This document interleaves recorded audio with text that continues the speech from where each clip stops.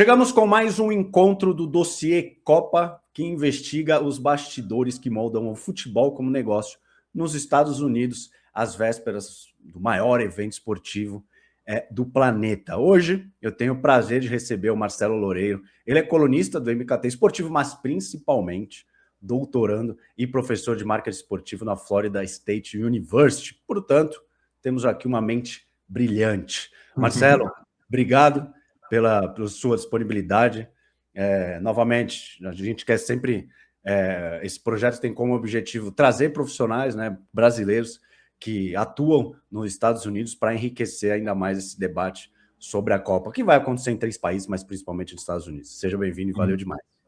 Muito obrigado, Edu. Valeu pelo convite, é um prazer estar aqui. Pô, eu primeiro queria que você falasse sobre você, né?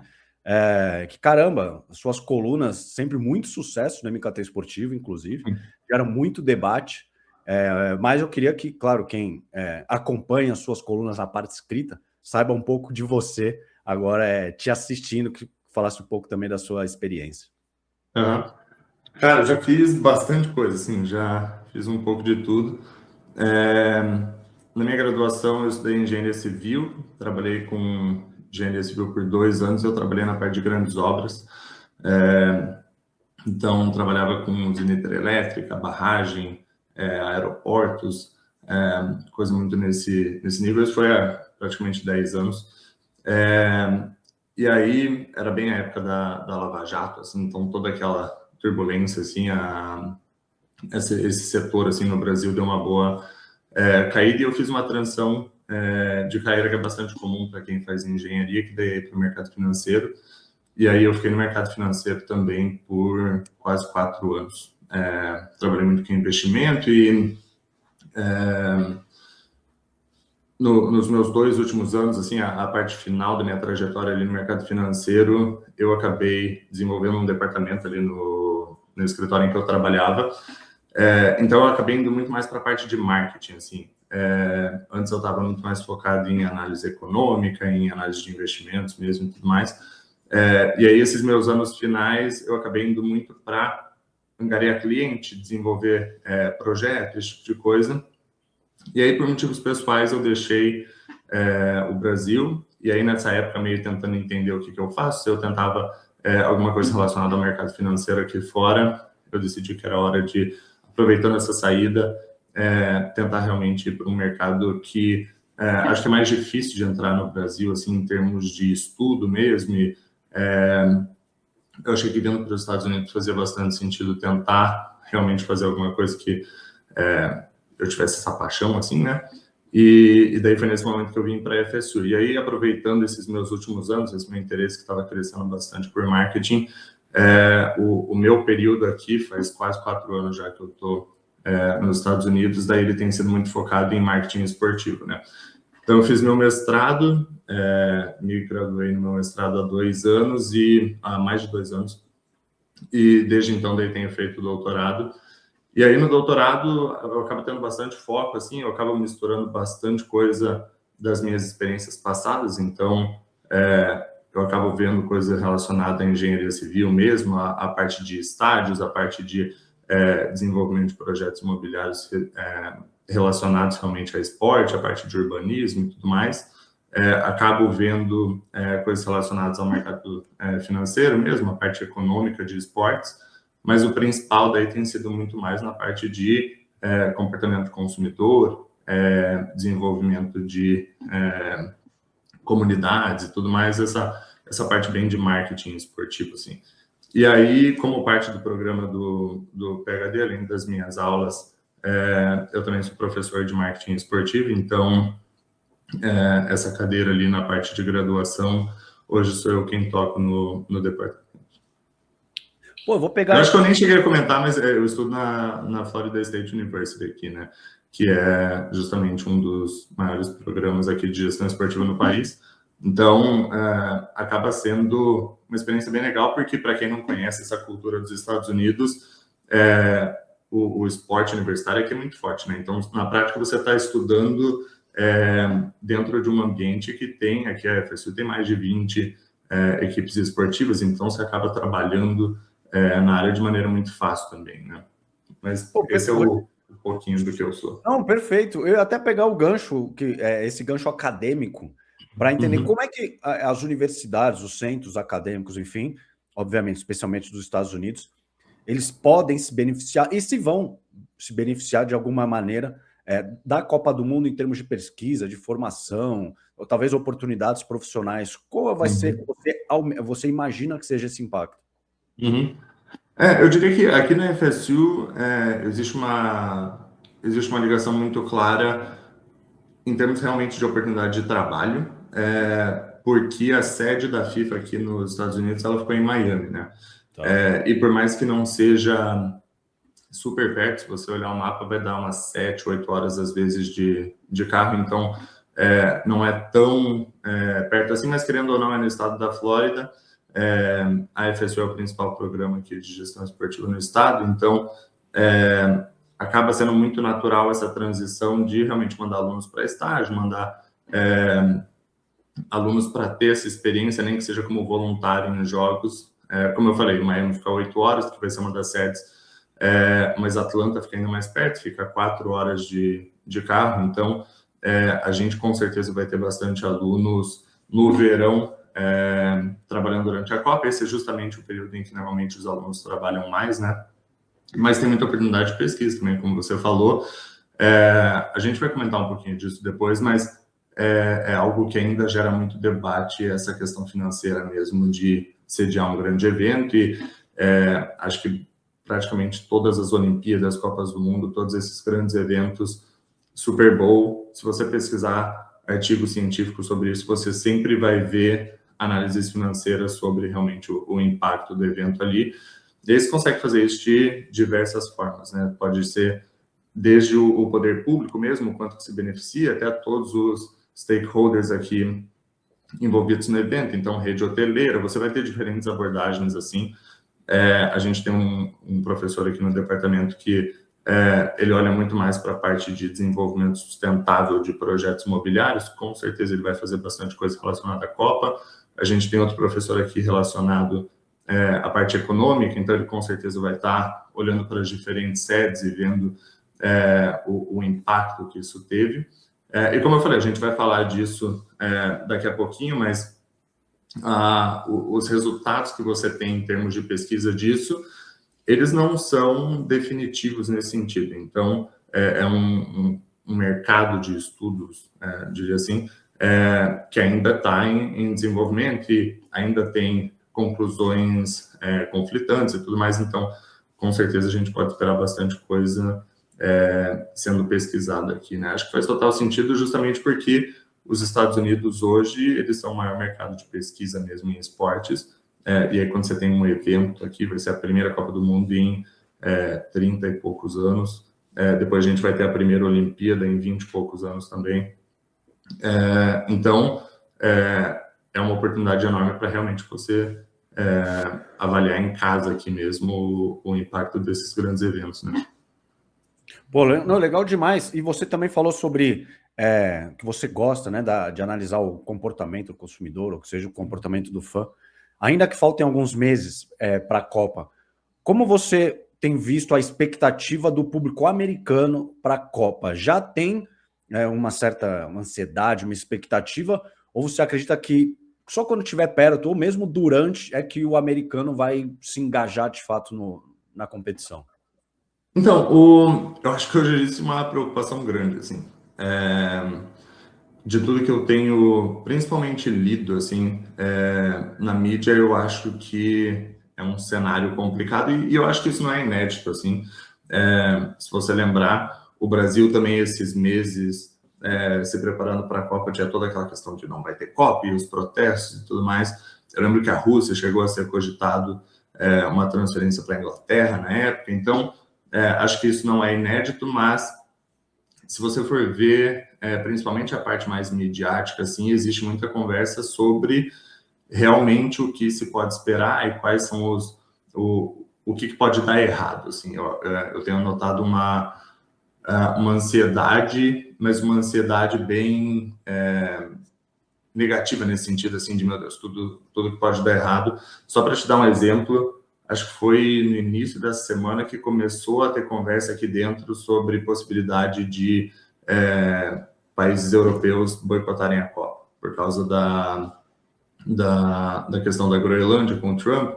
Tem muito debate sobre questão de vistos, então acho que o foco acaba sendo muito nisso de, meu Deus, o que pode acabar acontecendo que realmente faça o tiro mesmo de sediar a Copa sair pela culatra.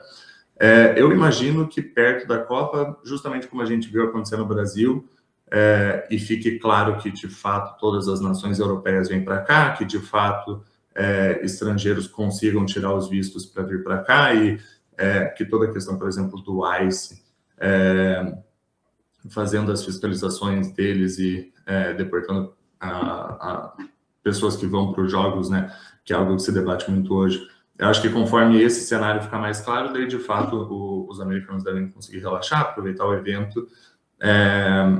Eu acho que o país está mais pronto do que provavelmente qualquer outro país que já sediou a Copa para isso. Então, acho que todas as questões que a gente teve muito no Brasil, assim, de infraestrutura, de será que os estádios vão ficar prontos a tempo, de será que rede de transporte vai ficar pronta a tempo, eu acho que essa preocupação não existe. Então, é realmente uma questão mais política, a partir do momento em que essa questão política ficar mais clara, e eu acho que a tendência é que fique com o tempo mesmo, aí eu imagino que a gente deve começar a ver um cenário mais tranquilo, um cenário mais positivo para o evento, que é enorme, assim, e eles entendem, mesmo que não seja o principal esporte aqui do país, eles entendem o tamanho do evento e eles sabem que, de fato, os olhos do mundo vão estar voltados para os Estados Unidos, né? Perfeito. E, pô, vai ser a Copa, né, com o maior número de jogos e sedes também, né? Do ponto de vista de mercado, para você, o que muda quando uma Copa do Mundo, né, um evento esportivo desse esporte, é distribuído entre tantas cidades e ainda mais os Estados Unidos, que é um país gigantesco. No fim, às vezes o estrangeiro, né, que vem de outro país, parece que tem que escolher um lado ali do país onde tem mais sedes que ele consegue fazer uma logística muito mais fácil em menos dias, eu não sei. Então, cara, eu acho que tem bastante aspectos diferentes sobre esse aumento do número de jogos, né? Eu acho que, se eu não me engano, eu acho que a Copa do Mundo vai ter o dobro, praticamente, de número de jogos mesmo.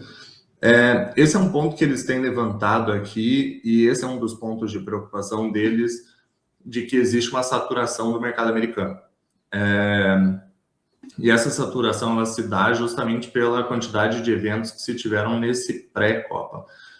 E eu acho que foi uma preocupação realmente do país de mostrar que eles estavam prontos para receber isso, de mostrar que de fato existia essa cultura esportiva. O problema é que há 6 meses eles estavam recebendo a Copa do Mundo de clubes, e aí você vê todos os estádios com problema de lotação. Eles sediaram a Copa Ouro praticamente ali naquele mesmo período, também tiveram problemas com o público naquele período.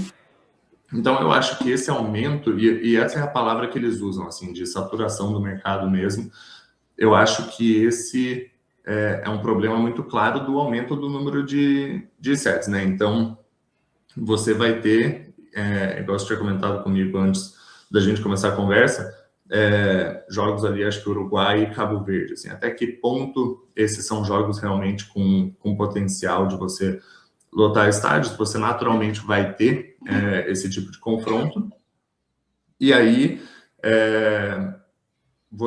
eu diria que quase certamente vai ver espaços vazios nas arquibancadas.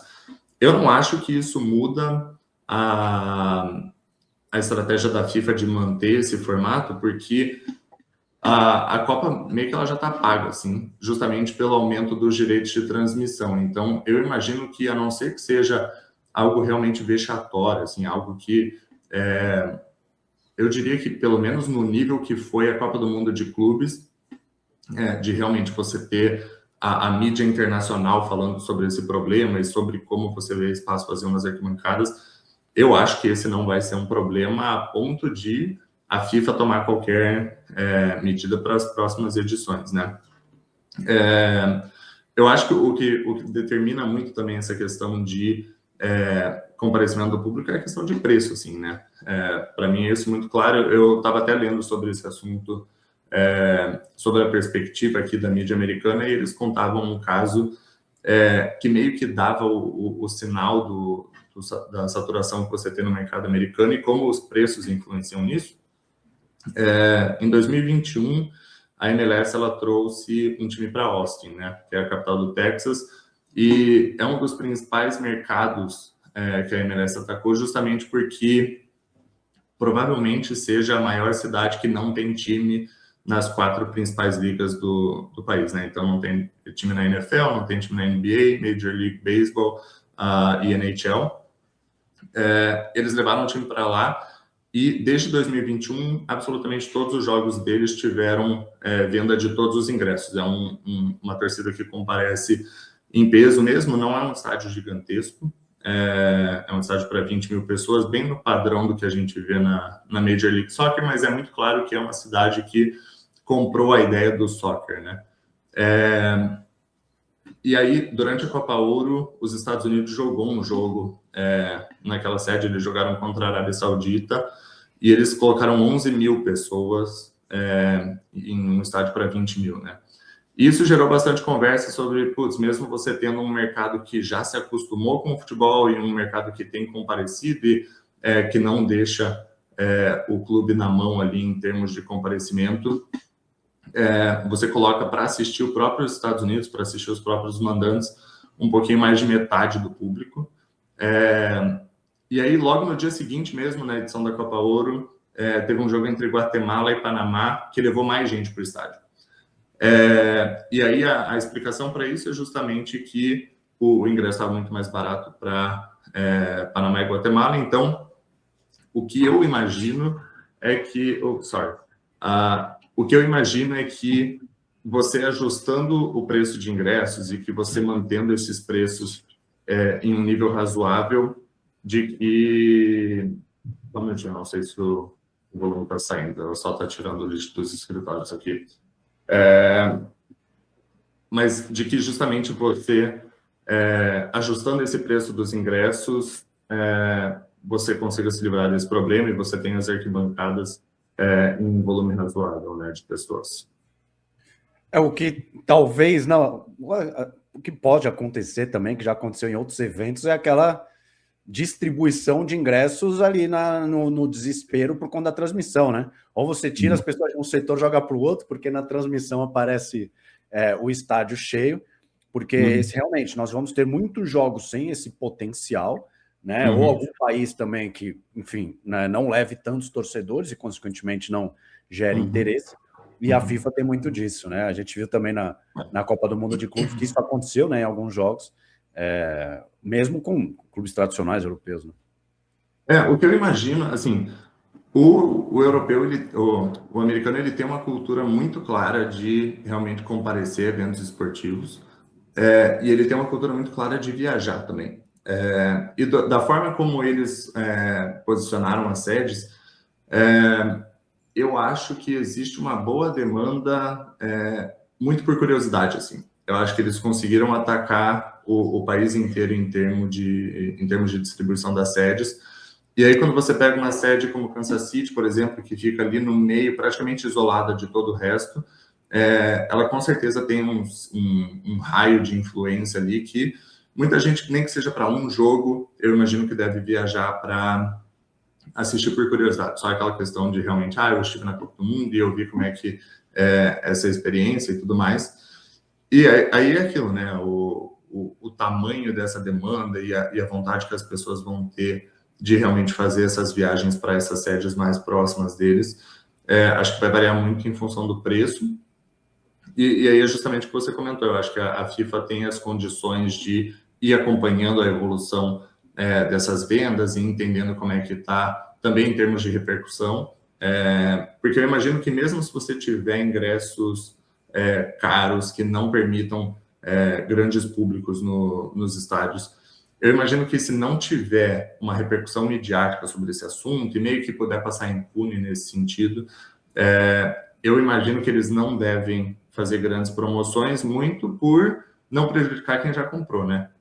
Essa é uma preocupação deles de Pô, tem gente pagando $100 no ingresso, eles não vão baixar para 10 só para lotar, a não ser que realmente se torne algo que, pô, você abre um jornal na França e eles estão falando sobre o vexame de público na Copa do Mundo, né? E no fim é isso que transparece para o mundo, são as arenas, né? Se você vê clarões nas arquibancadas uma transmissão, aquilo já, né? Do que alguém que está lá na cidade, vê que a cidade está vazia e tal, mas não. Na transmissão, que é o mundo inteiro, ainda no principal produto da FIFA, né? Isso eu acho que pode ser um agravante. Você falou dos estádios, os estádios escolhidos, eu acredito que eles são, na maioria, eu não sei números, tá? Arenas da NFL, né? Então, esse é um ponto interessante, assim. Eu acho que a vantagem comercial e operacional para a FIFA para escolher esses estádios que, pô, são gigantes, né? A maioria deles. Sim. Eu imagino assim, existe uma grande diferença entre a Copa do Mundo do Brasil e a Copa do Mundo dos Estados Unidos, né? E eu acho que assim, essa comparação ela faz sentido justamente porque desde a Copa do Mundo do Brasil, você não tinha uma Copa do Mundo em um país, em um território com dimensões continentais. Claro, você teve a Copa do Mundo da Rússia, mas boa parte da Rússia ali você nem considera para a escolha das sedes. Todas as sedes elas ficam mais para costa oeste ali da Rússia, né?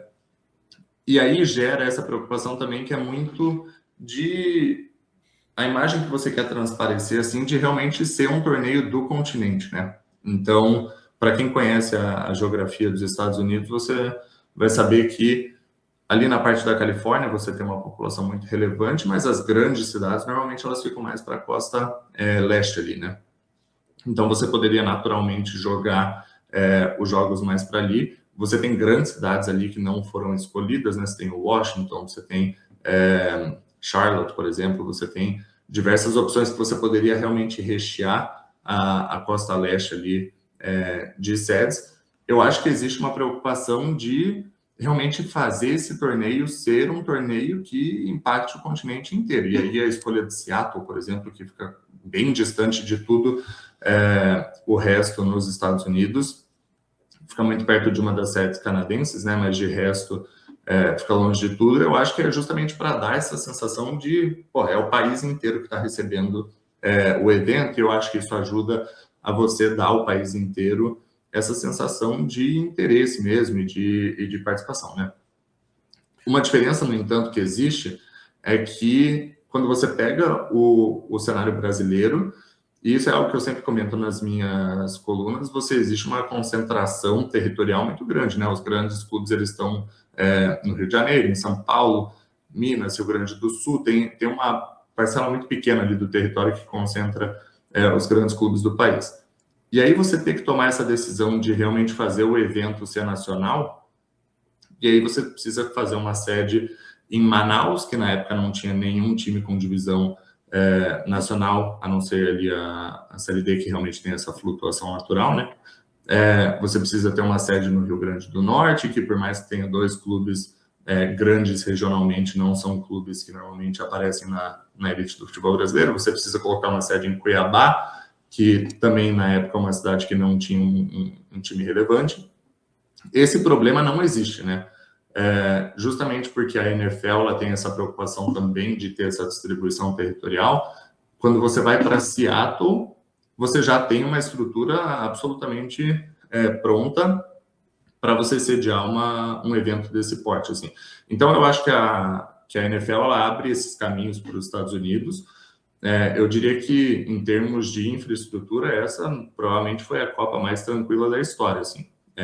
Os estádios, eles não precisaram passar por grandes acomodações, não teve muitas mudanças, assim, nesse sentido. Mas eu acho que é interessante entender, e de fato você comentou, todos os estádios, eles são estádios da NFL. Eu acho que é interessante notar como existe uma mudança muito clara da Copa de 94 para cá, né? E eu não sei se você lembra exatamente das sedes, eu não lembrava, foi antes de eu nascer até e eu não lembrava de ter pesquisado isso. Ali existia uma distribuição de ligas e tudo mais muito, muito mais clara, né? Então, eu até fui ver os números, eles tiveram 9 sedes naquele momento, 5 deles eram estádios que recebiam jogos da NFL. Você tinha 4 estádios, se eu não me engano, que recebiam jogos da NCAA, então a parte de futebol americano universitário naquela Copa foi muito forte, principalmente os estádios que recebiam os bowls, né? Então você tinha o Rose Bowl, você tinha o Cotton Bowl, alguns estádios meio nesse sentido.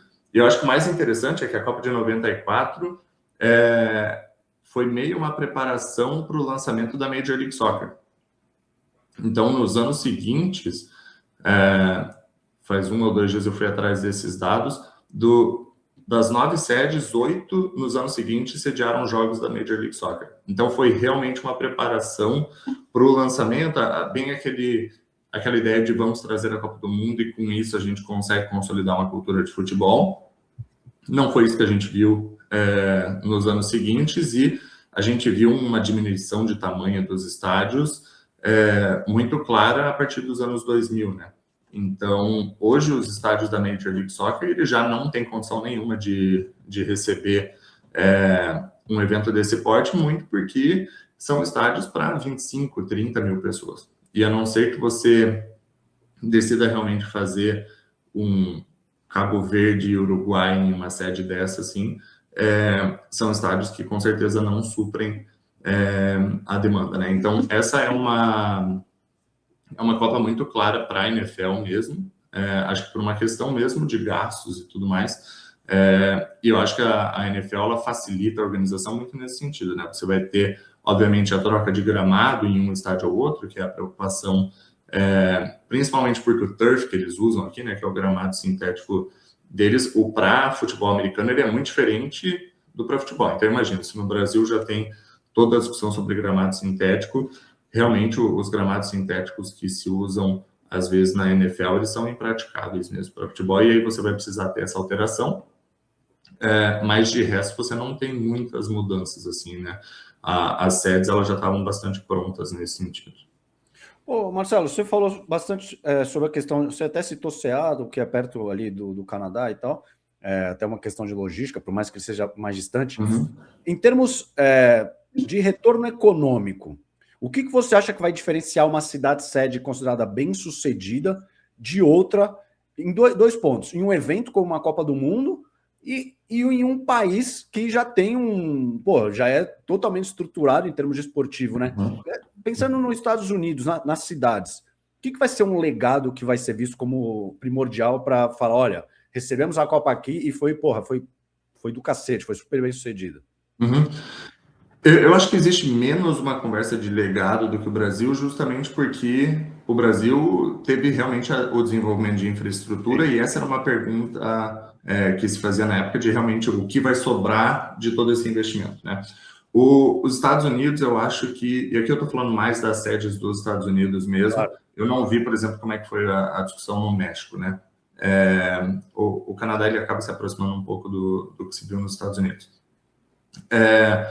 Eu acho que é justamente com o que a gente tem aqui hoje, como que a gente pode não entrar em dívida para um evento desse porte, né? E aí, eu acho que foi muito de sede para sede o que se entende que se tem, o que se entende que precisaria de alterações. Então, por exemplo, quando eu estava vendo a sedes, quando saiu a lista de sedes, eu acho que a principal surpresa que eu tive foi de não ter Chicago, por exemplo. Chicago, para quem conhece as grandes cidades americanas, é uma das, com certeza, 3 ou 5 maiores cidades aqui do país, e ela fica em um ponto bastante estratégico geograficamente, justamente nessa questão de fazer a distribuição dos estados pelo território. Chicago, para mim, seria indiscutível, assim. E aí eu fui dar uma pesquisada nos motivos que levaram Chicago a não receber a sede, e o motivo é que Chicago não quis receber. Chicago nem era uma candidata, e o motivo é justamente porque o prefeito lá entendeu que não faz sentido. Qualquer alteração que eles demandem, seja em termos de infraestrutura da cidade, seja em termos de infraestrutura do estádio, não é algo que Chicago estava disposta a incorrer, então eles nem se colocaram como candidato.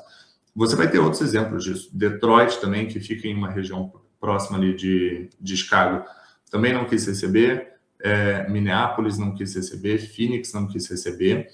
E eu acho que muito disso veio justamente do fato de que o futebol americano e o soccer, eles têm dinâmicas bastante diferentes, né?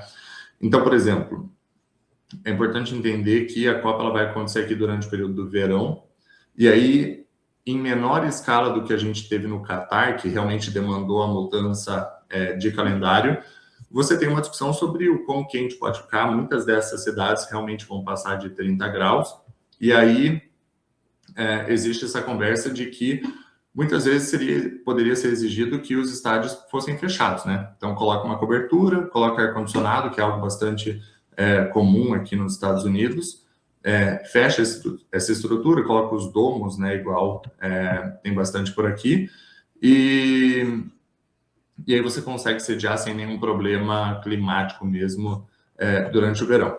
A questão a temporada da NFL ela não acontece no verão, então esse é um problema que os times não têm. E também existe uma estratégia de, às vezes, não ter teto muito por uma vantagem competitiva mesmo de quem joga ali. Eu acho que Buffalo não poderia ser uma sede pelo tamanho de mercado e por estar muito perto de Nova York e tudo mais, mas Buffalo é um ótimo exemplo de uma franquia que agora vai renovar o estádio e eles fazem questão de não ter cobertura, justamente porque eles acham que esses meses mais frios agora do final de temporada, em que você tem neves e que você tem uma nevasca absurda no estádio, eles querem isso como uma vantagem competitiva. E aí tiveram cidades que entenderam que não faz sentido a gente fazer mudanças estruturais no estádio que a FIFA pede, não só porque a gente não quer gastar dinheiro, mas porque se você constrói um domo, muitas vezes teria que tirar o domo para criar novamente essa vantagem competitiva. Então, existe uma diferença, por exemplo, de vento, que afeta bastante o futebol americano e não afeta tanto assim o futebol. Então, muitas vezes seria realmente criar infraestrutura para tirar a infraestrutura depois, quando você volta para o futebol americano. E aí, essas cidades realmente saíram fora da disputa, e você tem várias cidades com estádios muito bem preparados para um evento desse porte que nem tiveram na disputa, que não tentaram ser sede de forma alguma. E aí eu acho que vai muito dessa diferença, né? O que eu entendo, assim, é que a Copa do Brasil ela teve um viés muito mais desenvolvimentista, e eu acho que é muito por isso que a gente fala muito em legado e tudo mais. Aqui eu acho que é um viés muito mais de realmente você já tem essa infraestrutura, traz mais alguma coisa para movimentar essa infraestrutura durante o verão, mas não existe muito essa preocupação com o legado, né? Como eu comentei, essa questão de fazer o cálculo econômico fazer sentido, de fazer a sede dar lucro e tudo mais, isso tem gerado bastante discussão nesses meses e anos de preparação, e os Estados Unidos têm ganhado algumas batalhas importantes, né? Então, uma das exigências da FIFA no início dessa preparação das sedes, por exemplo, é que eles queriam, acho que tem duas importantes, eles queriam transporte público gratuito para os estádios. Os Estados Unidos já conseguiu vetar isso junto à FIFA, e aí justamente entra na questão de que fica muito mais fácil você ter uma sede bem sucedida economicamente quando você não tem esse tipo de gasto, né, de encargo ali nesse sentido. E também as fanfests, né? A princípio, outra exigência da FIFA era que você tivesse para todas as sedes as fanfests decorrendo ao longo dos 39 dias do evento. Miami, por exemplo, que eu comentei que vai ser realmente a sede a sede principal da FIFA nos Estados Unidos. Então, em teoria, é uma sede bastante importante estrategicamente. Miami já definiu que a FanFest dela vai ser só por 20 dias. Então, eu acho que hoje o que se entende é que tem duas sedes nos Estados Unidos, só que vão realmente ficar com o FanFest o período inteiro. Se eu não me engano, Nova York é uma delas, eu não lembro qual que é a segunda. Mas, então, as sedes você vê essa preocupação de eu não vou entrar em dívida, eu não vou fazer tudo que a FIFA exigiu que fosse feito no Brasil, por exemplo, em termos de infraestrutura. E eu acho que os Estados Unidos ele tem condições melhores, assim, de comprar essas brigas e de ganhar essas brigas, né? Mas você não vê um grande esforço de a gente tem que mudar tudo aqui no país para receber um evento desse nível. Eu acho que eles são mais maduros, mais sóbrios nesse sentido de a gente já está com tudo pronto, se quiser assim, se quiser algumas alterações em alguns estádios específicos, a gente não vai fazer isso e é isso, né? Até no Brasil a gente teve estádio do zero, né? Que isso que é louco, né? Foi construído para isso e assim. E aí depois, né, em algumas cidades, por exemplo, no Mané Garrincha, por exemplo, não tem público ali para a arena gigantesca que é lá, enfim. É exatamente esse ponto. E é legal que assim, os Estados Unidos pode colocar na mesa, né? O negócio na mesa. Então, Exato. Exatamente. Então, e daí do lado do torcedor, você perguntou também de como viabilizar isso, né? E aí a estratégia da organização da Copa é muito clara nesse sentido de que eles criaram como se fossem uns clusters mesmo de sedes, assim. Então, você tem lá, acho que é Vancouver, né, que fica na costa oeste ali, fica muito perto de Seattle. Então, o que você vê é que os grupos, esses que vão ali para a parte noroeste mesmo, então você tem a sede canadense, você tem Seattle, fica muito perto das sedes da Califórnia, então você tem São Francisco, você tem Los Angeles, eles acabam criando os grupos com com essas sedes muito próximas, né? O próprio Brasil, agora principalmente como tem os terceiros colocados passando na fase de grupos, né? Então hoje você tem 5 caminhos possíveis para o Brasil, dependendo se passa em primeiro, segundo e dependendo de quem são os outros terceiros que passam. Eu fiz a simulação para todos eles. O Brasil, a Copa inteira, vai ficar sempre na Costa Leste ali. O Brasil não pode jogar em Seattle, o Brasil não pode jogar em São Francisco, não pode jogar em Los Angeles, independente do contexto. Então, eu não cheguei a fazer essa simulação para todas as sedes, para todos os países que estão competindo, obviamente, mas claramente existiu um trabalho muito forte ali de tentar manter os países de maneira muito próxima, assim, de um jogo para outro, muito pela questão dos torcedores também, né? De criar as condições para que os torcedores acompanhassem e tudo mais. O Brasil, o máximo que ele pode ir ali para o meio do país. Então, se eu não me engano, se ele passa em primeiro, ele joga em Houston em algum momento. Ele pode jogar em México City, acho que em Monterrey também. Então, você vai um pouco para o meio ali, mais para o México e para o Texas. Mas, de qualquer forma, está muito perto. Assim. Eu acho que o único grupo que tem uma exceção de que realmente ficou uma bagunça geográfica é o grupo B, que daí é justamente o grupo do Canadá, e aí vem do fato de que eles forçaram o Canadá a jogar nas 2 sedes. E aí, se você ver o mapa das sedes, realmente Vancouver fica de um lado, Toronto fica do outro lado lá. E aí esse grupo, eles jogam em tudo que é lugar. Eles jogam em Los Angeles, então ali para baixo, eles jogam em Seattle, jogam em Vancouver, jogam em Toronto.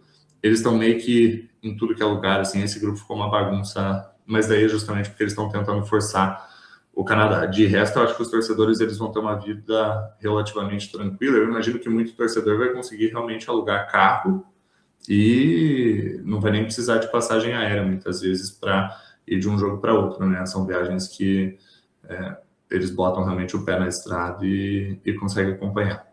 Ô Marcelo, você falou muito de torcedor agora. Eu queria entender de você onde o futebol se encaixa nesse ecossistema que é dominado principalmente pela NFL, lógico, mas tem NBA, MLB, NHL, enfim. Tem diferentes perfis de torcedor que torce muito para o time da NFL ou para a NBA, ou, o cara é Dallas Cowboys e Mavericks, enfim, Austin. Tem esses perfis de torcedores, ou eles torcem igualmente para a NBA e NFL, e o torcedor da MLS pode ser visto como um emergente? Como é que é isso?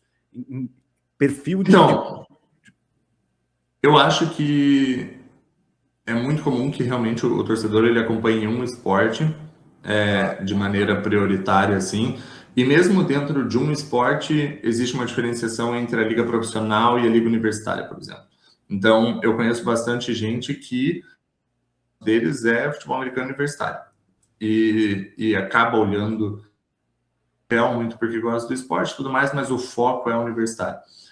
É um ambiente absolutamente diverso nesse sentido, então você tem muita coisa acontecendo. Como eu falei, o americano ele tem uma cultura de ir para o estádio, então acho que nenhuma dessas ligas tem um problema gritante de público ou qualquer coisa nesse sentido. Mesmo a Major League Baseball, por exemplo, que começou a sofrer um pouquinho com o público, esse sofrimento é uma questão de 1% de queda de público, 2% e tudo mais. Então, todos eles têm um público muito claro, e aí você consegue, muito que a gente fala de persona da marca, assim, essa persona é muito clara, assim, né? O público da NHL, por exemplo, é um público muito mais branco aqui nos Estados Unidos, é um público de 35 a 45 anos, então você consegue fazer essa diferenciação. A NBA é um público mais diverso nesse sentido, mas é um público que é uma liga que consegue pegar muito mais o público negro, e aqui nos Estados Unidos essa diferenciação é bastante importante demograficamente, acho que mais até do que no Brasil, e um público mais jovem. Então você tem essa diferença. O que você acaba vendo em termos principalmente da Major League Soccer é que é um público mais latino, então você vê muita sede mais para o sul do país. A criação realmente de uma franquia em Austin, que eu comentei antes na nossa conversa, ela tem muito a ver com isso, de você aproveitar esse público latino no Texas e tudo mais. Então, eles têm tentado, pelo que eu noto, se posicionar nesse sentido, e eu acho que é absolutamente natural, assim. Mas eu diria que mesmo um público que muitas vezes é focado em NFL, que muitas vezes é focado em NBA, eu entendo que começa a ter um interesse grande por futebol, mas, curiosamente, é um futebol estrangeiro. Então, a Premier League é muito, muito popular aqui. Você acaba vendo bastante torcedor dos clubes ingleses, e eles realmente se posicionam como torcedores dos clubes ingleses. Para você realmente andar no campus ali, por exemplo, e ver uma camiseta de algum time da Major League Soccer é muito mais difícil. Então, eu acho que são projetos mais nichados, muito mais nichados no público latino. E de fato, assim, existe uma diferenciação muito clara em termos demográficos, assim, de torcedor. Mas o que eu noto, trazendo essa conversa para a Copa, é de que essa não é uma preocupação. Por mais que você veja sedes mais ali no sul e na parte do nordeste dos Estados Unidos, então o sul você tem muito latino, né? Na Califórnia você tem 2 sedes, no Texas você tem 2 sedes que são 2 estados com bastante população latina, você tem Miami, e aí quando você vai para o nordeste, Nova York, Boston também são cidades com forte população latina. Por mais que você veja essa correlação, eu não acho que essa foi uma preocupação. Eu não acho que eles tentaram posicionar isso, muito porque é um evento global, e eu acho que mesmo um público branco e mesmo um público mais velho, que normalmente são 2 demografias que tendem a se importar menos com a Major League Soccer, pelo que eu vejo, eu imagino que eles tenham interesse, muito pelo que a gente comentou antes de, é um evento que está trazendo os olhos do mundo para os Estados Unidos, então nem que seja por uma questão de curiosidade, você acaba indo em um jogo ou outro. Estava até vendo alguns dados sobre isso, de realmente o que as sedes passaram. Em termos de audiência, Washington, por exemplo, é a primeira região nos Estados Unidos em termos de audiência da Premier League. Denver foi a 6ª na última Copa do Mundo em termos de audiência. Então, você tem algumas sedes que têm um interesse muito claro por futebol, são sedes que foram deixadas de fora. Então, eu acho que eles não chegaram a olhar para isso, assim, de existe um público cativo já, existe um público já interessado. O próprio Orlando, que tem o time tanto masculino quanto feminino ali, foi uma sede que foi finalista e foi deixada de fora. Mas eu acho que é um esporte emergente, assim, é claramente a 5ª liga dos Estados Unidos. E eu acho que ainda não compete, e honestamente eu não sei se em algum momento vai competir com as 4 grandes ligas ali. porque, querendo ou não, o americano tem aquela cultura de que eles gostam do que é deles, né? De que eles gostam do que eles criaram e do que eles são os melhores e tudo mais. E, enfim, eu não sei se em algum momento eles abrem mão disso para realmente trazer um esporte que não é deles e que principalmente é dos ingleses ali, né? Então, enfim, eu não acho que em algum momento vai realmente se juntar ao grupo dos 4, mas o que eu diria é que não precisa se juntar ao grupo dos 4. Eu acho que é um país grande o suficiente, é um país com população grande o suficiente para que realmente você consiga, explorando a população latina ali, ter uma liga com uma audiência muito grande, ter uma liga com interesse enorme, porque pô, é um país super diverso, é um país com 50% a mais de população do que o Brasil, né? Então, imagina, é bastante gente, assim, você não precisa fazer o país inteiro assistir futebol para você ter uma liga forte futebolisticamente, né? E quando a gente fala da questão de se importar, ainda que tenha saído números ali na época, acho que ano passado, quando a MLS fechou o acordo de exclusividade com a Apple TV, e assim, você praticamente fechou a liga, né, dentro de um serviço de streaming, que aqui, até quando a gente divulgou, a galera aqui falou, pô, que loucura, né, você não libera o acesso ao futebol, daí eu falo, pô, mas será que o americano em si está preocupado, né? Se você atende um público que nem se for mais específico ali do soccer, vamos colocar assim, para só fazer essa distinção. Será que está tão preocupado assim? Mas aí acho que agora o acordo não foi para frente, se eu não me engano, que era um acordo também de 10 anos, enfim. Eu sei que até hoje eles passam na Apple TV, eu não sei como é que tem qualquer conversa de renovação e tudo mais. Mas eu não acho que seja um grande problema assim. Eu não acho que a Major League Soccer está super preocupada com realmente alcançar públicos distintos, porque, como eu falei, da forma como eu entendo, eu acho que você já tem um público grande o suficiente para realmente criar essa demanda e viabilizar essa liga. E aquela história, assim, eu acho que se eles estivessem preocupados em realmente se tornar uma grande potência e encher estádios enormes e tudo mais, eu acho que se esse for o caso, eles deram eles têm uma péssima estratégia de justamente encolher esses estádios, né? Por que você construiria estádios para 30 mil pessoas se o teu objetivo é criar uma demanda para um estádio de 70, né? Eu acho que as pistas que eles dão em termos de infraestrutura mesmo indicam que eles estão confortáveis com o tamanho da liga e eu acho que eles têm que estar confortáveis mesmo. Eu acho que eles já têm uma audiência relevante o suficiente. E aí eu acho que o fato de você ter um acordo com um streaming, com um serviço de streaming, eu acho que às vezes é até bem visto aqui, porque por mais que isso impacte, obviamente, o torcedor leigo de acabar caindo no jogo ali, sabe? Você liga a TV e tá passando isso e tudo mais. Eu acho que facilita muito para quem quer assistir. Porque esse é um problema que você tem na NFL hoje, né? Se você quiser assistir todos os jogos da NFL, deve ter pelo menos uns 7 ou 8 serviços ali que em algum momento acabam passando alguma coisa.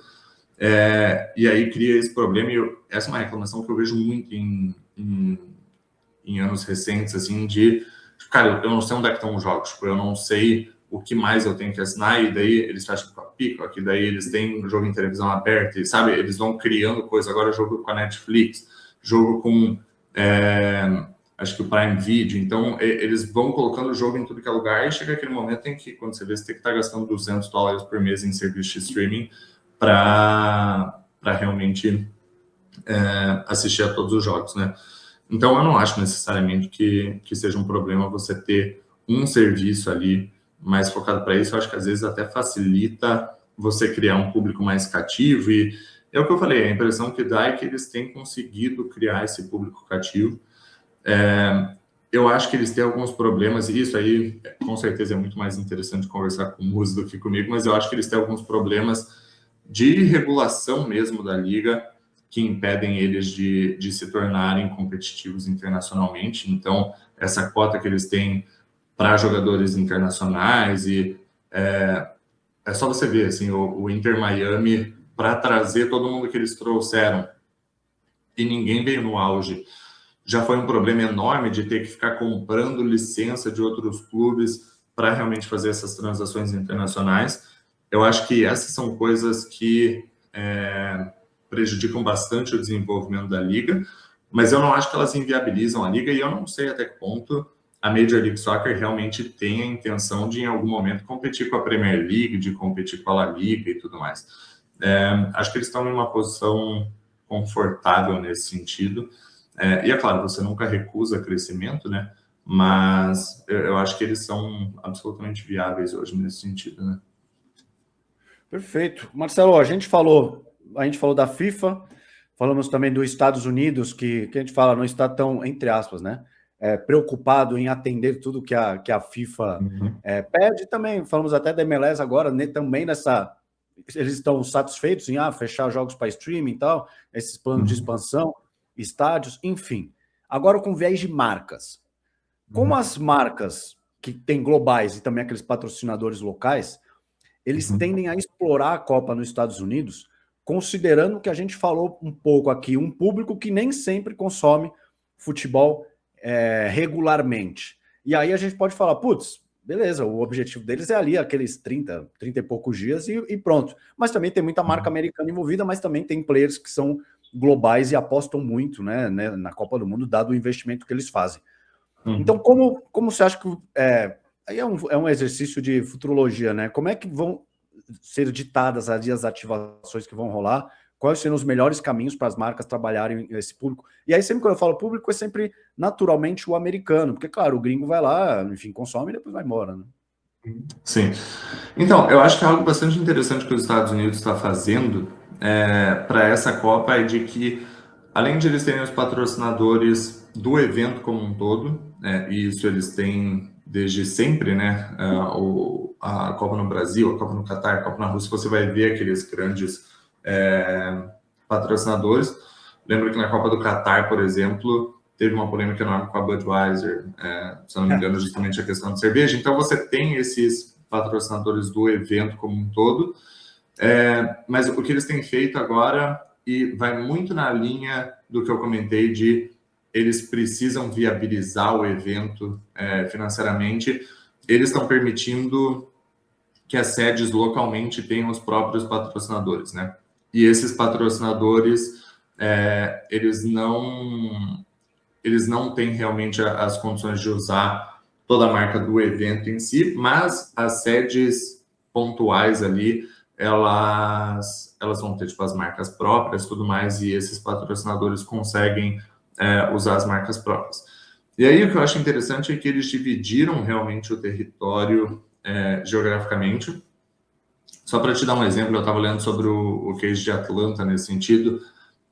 Se eu não me engano, o nome do programa que eles deram é Host City Supporter Program, alguma coisa assim, de realmente viabilizar que cada sede tenha 10 patrocinadores próprios dessa sede, né? E aí, Atlanta, ela foi designada uma parte específica ali do território, e é uma parte que envolve realmente o estado da Georgia, eu acho que vai até a Carolina do Norte, assim, então se você pegar o mapa, você vê que são pelo menos uns 5, 6 estados de influência, e naquele espaço, além dos patrocinadores do evento como um todo, que é um dinheiro que vai para a FIFA, são espaços em que as marcas conseguem divulgar como uma sede própria, assim, né, como uma sede local ali.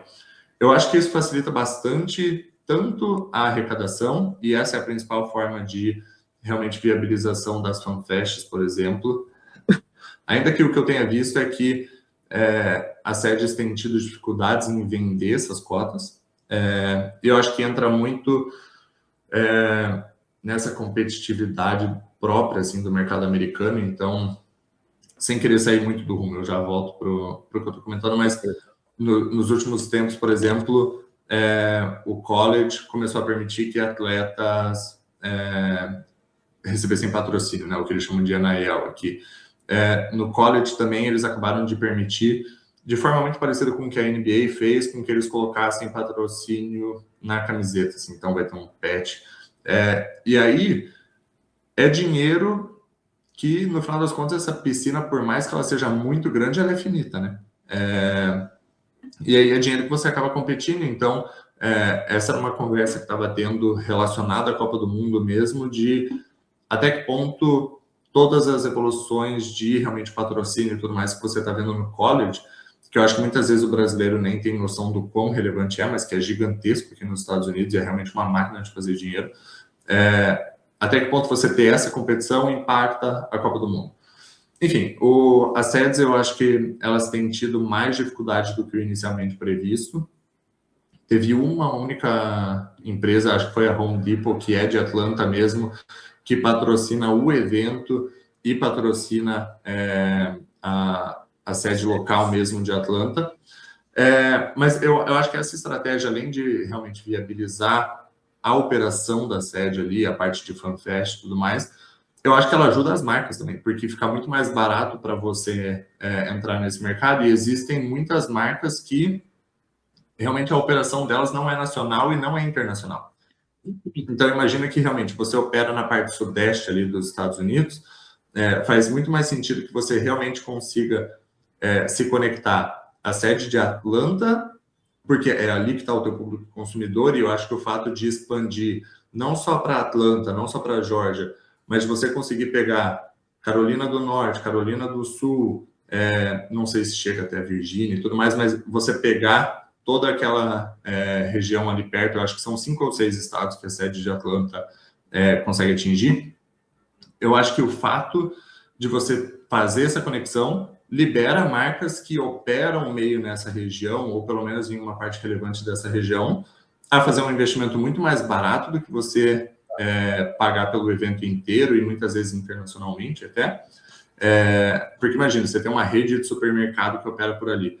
Não faz sentido nenhum que essa rede compre direitos do evento em si para tentar alcançar a gente na França, sabe? Ou para tentar alcançar a gente no estado de Washington, que fica do outro lado do país.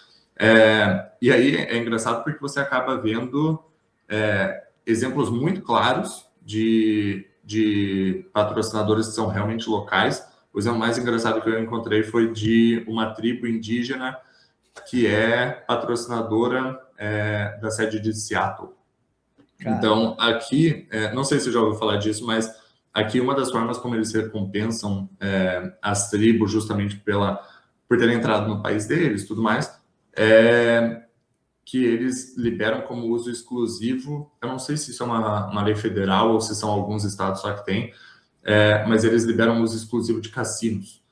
Então, aqui, por exemplo, na Flórida, a gente tem uma tribo só, que é justamente quem dá o nome para a minha universidade, né?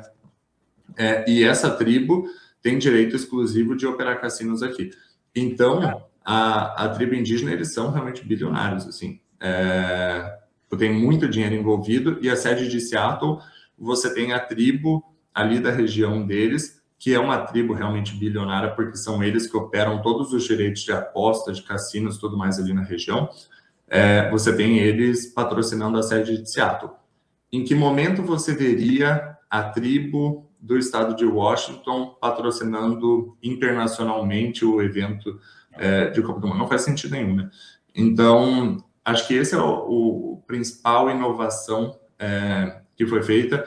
Eu imagino que a FIFA deve carregar isso para as próximas edições. Então, eu imagino que se isso tivesse acontecido aqui na Copa do Mundo do Brasil, por exemplo, você realmente conseguiria que na sede de Manaus você tivesse uma empresa manauara, uma empresa amazonense, ou uma empresa realmente que opera ali no norte como um todo, e que não tem o orçamento para... Não é nem que não tem o orçamento, mas que às vezes não faz sentido econômico mesmo você fazer esse tipo de divulgação para o país inteiro. Você tem elas realmente se aliando a uma sede exclusiva, a sede tem uma marca própria e você consegue fazer esse tipo de conexão. Então, eu acho que os americanos eles são muito inteligentes em realmente entender essa parte de patrocínio. Eu acho que não existe nenhum outro mercado no mundo que entende tão bem essa parte de patrocínio, mas eu acho que são coisas que a FIFA aprende com o país e que deve levar para frente. Assim. Então, eu imagino que fique muito mais fácil também para futuras sedes viabilizar essa questão, justamente porque você consegue criar um produto mais barato para que os patrocinadores comprem, né, em termos de patrocínio ali. Você não tem a necessidade de patrocinar o evento inteiro e de muitas vezes estar gastando dinheiro com um consumidor que nem tem a oportunidade de comprar o teu produto, né? Perfeito. Marcelo, para fechar, o que na sua visão, para a gente tentar tirar uma visão de possivelmente Estados Unidos ou uma FIFA, enfim, qual vai ser o principal indicador de que a Copa nos Estados Unidos foi de fato um sucesso? Eu pergunto para o Marcelo porque se a gente falar na FIFA, pô, dinheiro, né? Nos Estados Unidos, alguma coisa, pô, pode até envolver política e tal, mas na sua visão, quando a Copa acabar, você fala assim, olha, realmente foi um sucesso por conta disso. Você tem algum ponto mais de atenção, até mesmo até um objeto de estudo seu, enfim, que vai indicar que a Copa ou foi sucesso ou também que talvez ela possa não ter sido tão bem quanto esperava. Então, é exatamente o que você comentou, assim, eu acho que a FIFA é dinheiro e a FIFA já é um sucesso, né? É o que eu comentei, mesmo que você não venda todos os ingressos, mesmo que você não lote todos os estádios, já é um sucesso, porque esse modelo expandido permitiu que eles ganhassem muito mais dinheiro com direito de transmissão, você tem muito mais jogos acontecendo, então, para a FIFA eu acho que já é um sucesso. Eu acho que a minha visão acaba sendo mais aliada à visão dos Estados Unidos, eu acho que a Copa vai ser um sucesso se realmente os Estados Unidos conseguir mostrar um crescimento do futebol aqui, assim. E eu acho que daí é uma visão diferente do ano de 1994, quando realmente eles estavam tentando criar uma fundação para que a MLS fosse lançada. A MLS foi lançada 2 anos depois, né? Então, criar as condições para que a liga se desenvolvesse, eu acho que já não é mais tanto essa questão, mas de você mostrar que existe interesse de que os Estados Unidos eles têm condições de receber de maneira tipo, tranquila, sem grandes turbulências e com um alto grau de excitação realmente esses eventos, assim. Então, eles vão ter Olimpíada daqui a pouco, eles vão receber, logo depois do Brasil, que recebe ano que vem, eles são a próxima sede da Copa do Mundo Feminina. Então, eu acho que é meio mostrar que eles estão prontos, assim, e que de que é um país que tem condições de receber esses eventos. Se você me perguntar em uma frase, eu acho que eu diria que a Copa é um sucesso se você ver arquibancadas cheias. Eu acho que esse é o principal indicativo, assim.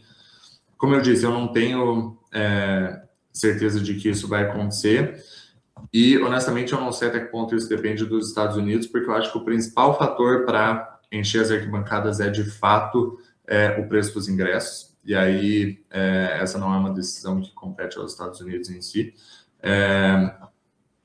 Outra métrica, só para citar essa questão, assim, eu acho que a Copa vai ser um sucesso também, eu diria, se ela conseguir mostrar que as sedes mexicanas e as sedes canadenses fizeram sentido também. Porque essa é uma tendência que a gente vê, e isso fica muito claro, assim, eu comentei agora, por exemplo, que os Estados Unidos eles vão sediar eles vão sediar a Copa do Mundo Feminina, eles não vão sediar sozinhos, né? Eles vão sediar com México, Costa Rica e Jamaica. Então, são 4 países sediando. E os Estados Unidos não é um país que, honestamente, precisa de outros países para sediar essas competições, né? A própria NFL ali já dá, acho que, 30 estádios. Se considerar que alguns times jogam nos mesmos estádios, já dá 30 estádios realmente em condições de sediar esse evento. Então, os Estados Unidos não precisa disso, mas outros países precisam, e essa parece ser a tendência da FIFA, né? Então, quando vem para a América do Sul, né, a nova sede que se propõe e tudo mais, a última candidatura é justamente de Chile, Paraguai, Uruguai e Argentina. Quando você vai para a Europa, tem lá Portugal, Espanha, Marrocos. Então, você consegue ver isso aí acontecendo. Eu acho que essa é uma tendência muito clara para o futuro.